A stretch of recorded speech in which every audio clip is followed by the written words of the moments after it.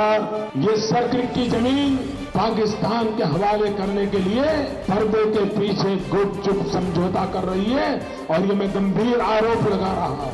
अपने राजनीतिक स्वार्थ के लिए हथकंडा अपनाया है। हमारे देश की सीमाओं, एकता और अखंडता को लेकर लोगों को उकसाने में लगे हैं। गुजरात में चुनाव प्रचार खत्म होने में एक दिन से भी कम का वक्त बचा है और आरोपों ने सारी सीमाएं लांघ दी हैं। इस बार सीमा शब्दों की नहीं बल्कि सरहदों की है।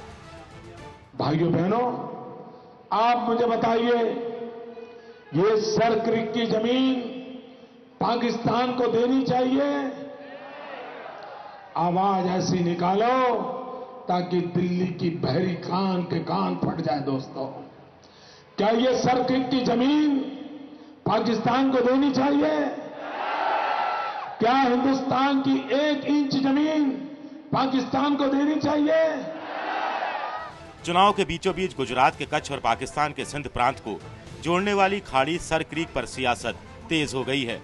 मोदी ने गुरुवार को प्रचार के दौरान सर क्रीक का मुद्दा उठाया। मोदी ने आरोप लगाया था कि मनमोहन सिंह सर क्रीक पाकिस्तान को देने पर मौन सहमति दे चुके हैं। पाकिस्तान के प्रमुख श्रीमान जरदारी अजमेर शरीफ की यात्रा के लिए हिंदुस्तान आए थे और उस दिन दोपहर को उन्होंने प्रधानमंत्री के साथ खाना खाया था। भोज के समय जरदारी ने सर क्रीक का मुद्दा उठाया था। प्रधानमंत्री डॉक्टर मनमोहन सिंह जी, आपने दबी जबान में जरदारी की बात को हम समझेंगे, जानेंगे, कुछ रास्ता निकालेंगे, इस प्रकार की भाषा का प्रयोग किया था। प्रधानमंत्री जी, जरदारी को आपने वादा किया था कि नहीं किया था, देश जानना चाहता है। उसके बाद इसी सितंबर महीने में तेहरान में जरदारी के साथ, पाकिस्तान के अध्यक्ष के साथ भारत के प्रधानमंत्री की बातचीत हुई थी। जरदारी ने फिर उस मीटिंग में सर क्रीक की बात को आगे बढ़ाया था और उसमें भी प्रधानमंत्री आपने पाकिस्तान की मांग के अनुकूल जवाब दिया था। इतना ही नहीं, जब तेहरान से आप हिंदुस्तान वापस आ रहे थे, उस समय विमान में पत्रकारों ने आपसे पूछा था, सर क्रीक के बाबत में पूछा था, प्रधानमंत्री जी मेरे पास आपके सवालों के जवाब मौजूद है।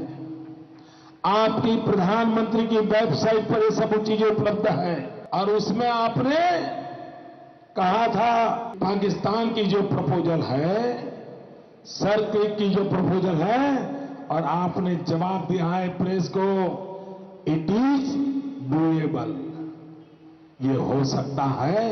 ये आपका जवाब था प्रधानमंत्री जी। मोदी के आरोपों का पीएमओ ने खंडन किया है तो गुजरात से लेकर दिल्ली तक राजनीतिक पारा चढ़ा हुआ है। कांग्रेस ने चुनाव आयोग से इस मामले में शिकायत की बात की है तो सोनिया गांधी ने गांधीनगर के कल्लोल में आकर मोदी पर पलटवार किया। हमारे देश की सीमाओं, एकता और अखंडता को लेकर लोगों को उकसाने में लगे हैं। हम किसी भी कीमत पर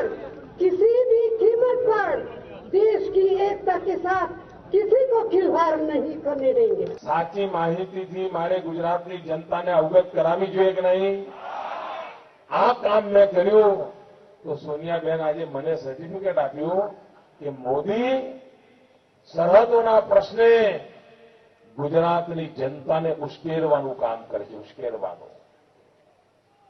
અરે આ મુદ્દો ઉશ્કેરવાનો નથી મેડમ, અમારે માટે આ જમીનનો ટુકડો નથી, ये हमारा जिगरનો टुकड़ो છે, जिगरનો। पाकिस्तान के गृह मंत्री रहमान मलिक के भारत दौरे में ही अंतिम मुहर लगाए जाने का भी मोदी ने आरोप लगाया था कि 2 दिन के बाद 15 तारीख को पाकिस्तान के डेलीगेशन के साथ भारत सरकार की आखिरी वार्ता होने वाली है, ऐसी मेरे पास जानकारी है।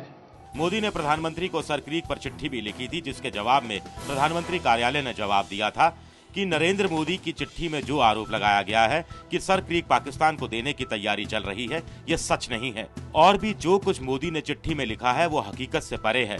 गुजरात के मुख्यमंत्री ने बिना तथ्य जानने की कोशिश किए प्रधानमंत्री को चिट्ठी लिखी है। कच्छ में 17 दिसंबर को मतदान है, तो क्या ऐसे में मोदी ने सिर्फ वोट के लिए सर क्रीक का मुद्दा उठाया है? प्रधानमंत्री जी, मेरा सीधा सीधा सवाल है, क्या आप पाकिस्तान के साथ ये समझौता करने जा रहे हैं या नहीं जा रहे? क्या आप देश को वादा करते हैं कि सर क्रीक की 1 इंच जमीन पाकिस्तान को नहीं दी जाएगी? इस सवाल का जवाब नहीं दे रहे।